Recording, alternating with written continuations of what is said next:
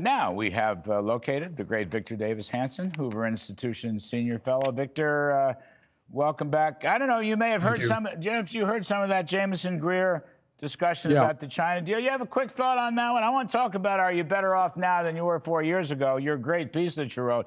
But what you thinking about this deal?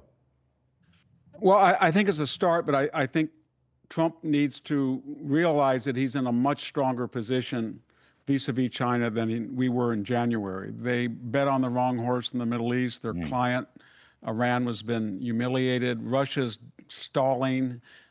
India's now trying to get back to us. When you look at GDP, inflation, stock market, the United States is really doing well. Foreign investment, everything is positive abroad. We've restored deterrence. NATO is stronger than it's been in 30 years. So I don't think that the president needs to give the concessions that a Biden administration might what he might have done in January or February. I think he really has to crack down to zero tolerance of fentanyl to Mexico, things like that.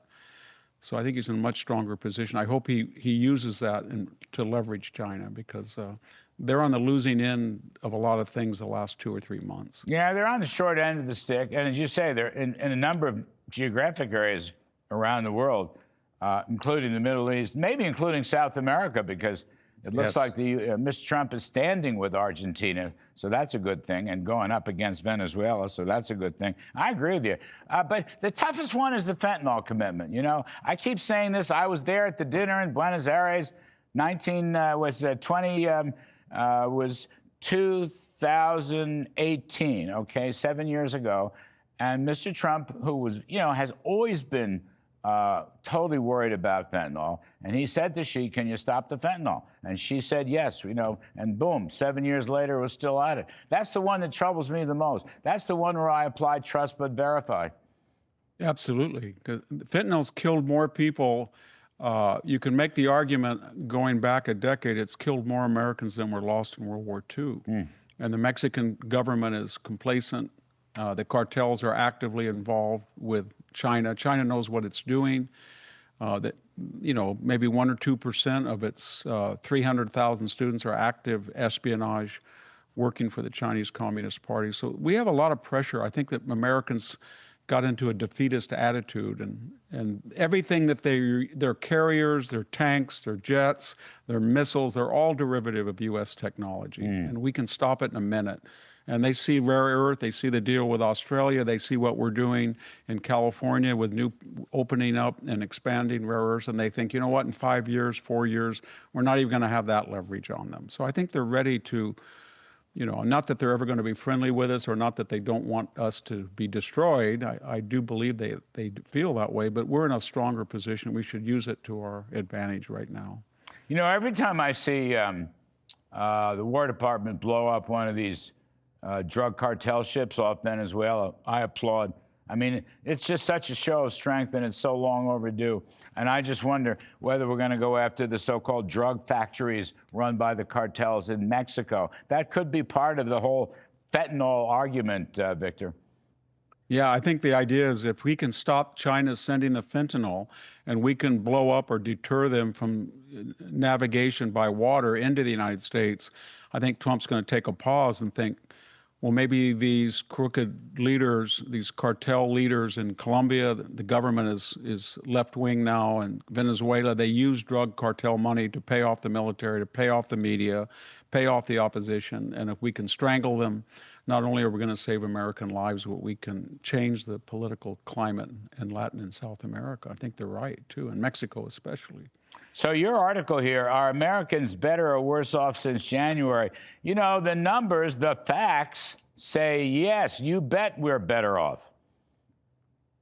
Yeah, I'm a little worried, because I think every time Trump talks about GDP, inflation, the border, deportations, the energy, 1 million barrels more, he's now going to refill the Strategic Petroleum Reserve, the new NATO partners, the strong NATO, the Japanese government, the Italian government, the Argentina government, this sweeping conservative tide, he goes up in the polls. But when he gets to troll, or he does these videos, or the Democrats want to bring him down to tit for tat, to get get the attention of the American people off this Renaissance presidency. We've never seen anything more ambitious. It's a counter-revolution against the progressive project. It's working, and his poll should be 60% right now. Everything is going. It's just amazing how well everything is going, but I don't think that they give themselves enough credit, and they got to get beyond the tit for tat with these crazy people that are their opponents. You know, his first quarter, the first Trumpian quarter, which is the second quarter of the calendar year, he had GDP of 3.8. The Atlanta Fed, for what it's worth, Victor, the Atlanta Fed GDP tracker for the third quarter is 3.9. So you're almost at 4% for his first two quarters. The inflation rate needs to come down some more, but it's under 3%. I mean, Biden had 21% inflation. I mean, by any objective standards, things are a lot better. Yeah, if you do it on a 4-year average, Biden averaged 5% inflation a year. And so he's already brought the price of gas is much cheaper than it was during the average of the Biden years. The border is secure. Nobody ever in their right mind thought that he would be able to either self-deport or deport 2 million people. The year's not even over yet. If we were talking, Larry, in March or April, you would be asking me, are the pundits right on Wall Street that we're going to have a recession and the market's going to collapse? And you knew it wasn't. I knew it wasn't. But most people said it was. You know, that whole story, the tariff story, the tariff inflation, the tariff recession. I was doing some back of the envelope stuff today with some friends of mine. You know, you're only talking about maybe goods affected by tariffs. Bottom line, about $50 billion worth in an economy that's $30 trillion. That's all it is. 11%, $50 billion worth. And by the way, tariffs are tax deductible. There's that also. And a lot of this stuff is compliant with NAFTA, or not NAFTA, but USMCA. I've never seen such an overhyped issue, but then again, it all comes from Trump's enemies. Okay, not his friends, but his enemies, without any evidence, Victor, right? I know how to push some numbers.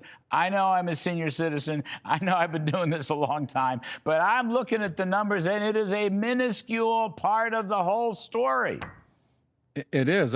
We have some of the greatest economists at the Hoover Institution, and I would talk to them, and they'd say off the record, we don't know what the profit margin is from these countries, but we know they can eat a lot of it and pay a tariff and still do very well, given what they've been doing. And they were very circumspect about it. They said, you know, classical Milton Friedman economics says we should be against it.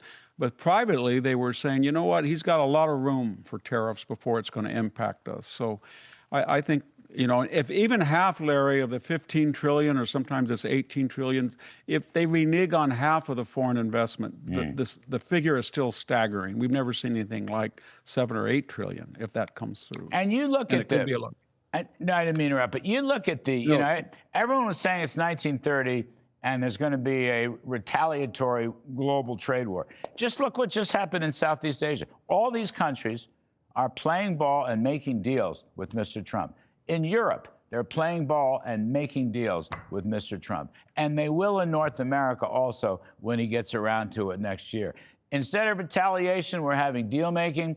A lot of barriers are coming down. A lot of fairness is being restored. And foreign policy-wise, China's being cornered. As we were talking about before, China is being cornered. And how good is that? I know it. And working right next at Stanford, next to Silicon Valley, you talk to these guys and they said, with Trump, there's no winners or losers. It's an open arena.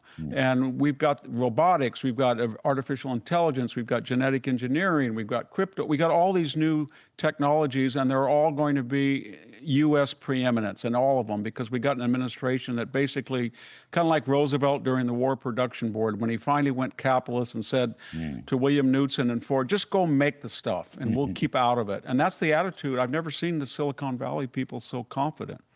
For somebody, you know, it's going to be an exciting time, I think. Fabulous stuff. Victor Davis Hanson, best of the best. Thank you ever so much. We appreciate it. Thank you, Larry.